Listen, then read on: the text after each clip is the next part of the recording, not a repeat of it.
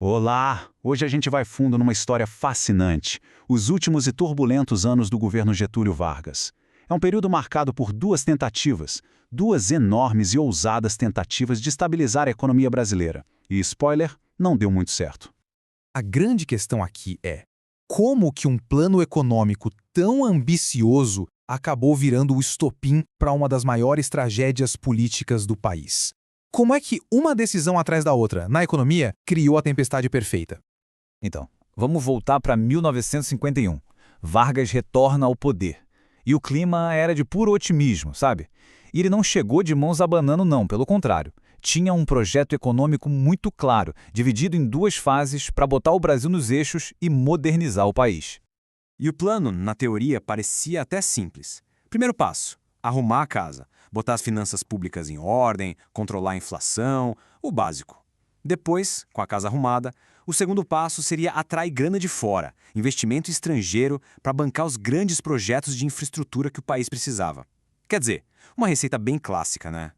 A primeira jogada foi ousada. A lógica era a seguinte: vamos abrir as portas para importação, deixar entrar produto de fora à vontade. A ideia era que, com mais concorrência, os preços aqui dentro iam ter que baixar. Era uma aposta, uma tentativa de livro para segurar a inflação que já vinha forte desde o governo Dutra.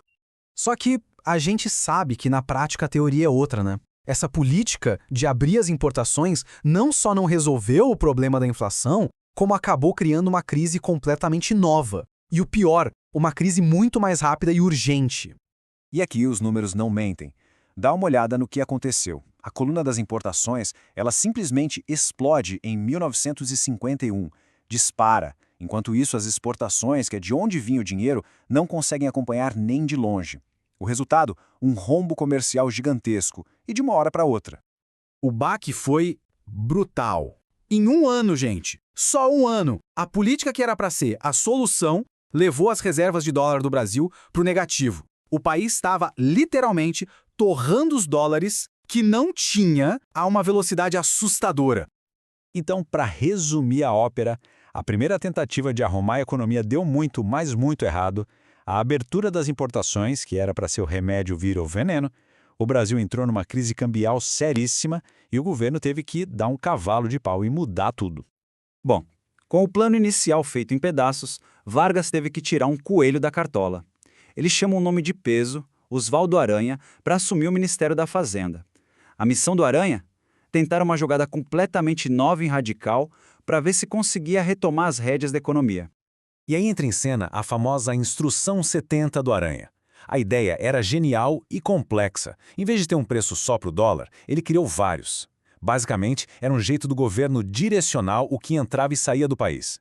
Tornava as importações essenciais mais baratas e as de luxo, as supérfluas, bem mais caras. Olha só essa tabela que ajuda a gente a entender a coisa na prática. A taxa oficial do dólar era de uns 18 cruzeiros. Mas se alguém quisesse importar um produto essencial da categoria I, já pagava quase 32. Agora, se fosse um produto de luxo da categoria V, o preço do mesmo dólar pulava para quase 79 cruzeiros. É uma diferença absurda, né? Isso era uma ferramenta super sofisticada, né? Em vez de só fechar a economia na marra, o governo estava tentando usar os preços como um controle remoto. A ideia era equilibrar as contas, proteger a indústria que estava nascendo aqui e, ao mesmo tempo, garantir que os insumos importantes continuassem chegando. Um verdadeiro malabarismo econômico.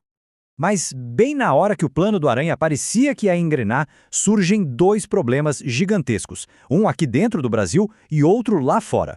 E esses dois problemas juntos colocaram a estratégia toda numa sinuca de bico. Vamos lá. De um lado, a pressão interna. O governo precisava agradar a base política e dobrou o salário mínimo. Aumento de 100%. Isso, claro, injetou uma grana na economia e jogou mais lenha na fogueira da inflação. Do outro lado, a pressão de fora. O preço do café no mercado internacional, que era o nosso principal produto, a nossa galinha dos ovos de ouro, começou a cair vertiginosamente.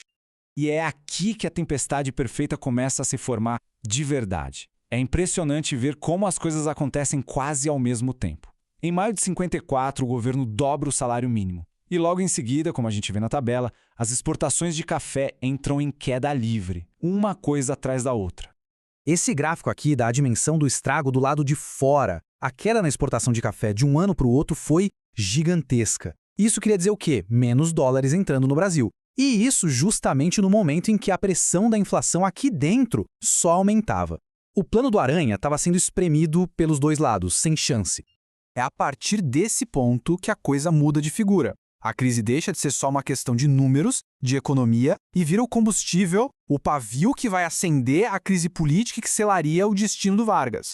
Pois é, e a partir daí a situação sai completamente de controle. O plano de estabilização simplesmente não aguenta o tranco. A inflação volta com tudo e a oposição política, que já não era fraca, ganha um prato cheio, um argumento de ouro, a suposta incompetência econômica do governo. A economia vira, sem dúvida, a principal arma usada no ataque contra a VAR. Essa linha do tempo aqui resume bem essa montanha-russa. Começa tudo com aquela aposta ousada em 51, que dá errado. Aí vem a tentativa desesperada de consertar o rumo em 53, e tudo deságua em 1954, quando a pressão fica simplesmente insuportável e leva aquele clímax trágico de agosto. Então, o ponto central de toda essa história é que a incapacidade de estabilizar a economia foi o que, no fim das contas, destruiu a base política do governo Vargas. Se uma economia é minimamente estável, todo o resto, toda a sustentação política, simplesmente ruiu, e foi isso que abriu o caminho para a crise final. E fica aqui uma reflexão para a gente fechar. O que veio primeiro? Foi uma decisão política, a de dobrar o salário, que acabou afundando o plano econômico? Ou foi o fracasso da economia, que não entregou resultado, que acabou destruindo o cenário político? É aquela eterna e complicada dança entre a economia e o poder. Uma pergunta que, talvez, não tenha uma resposta simples.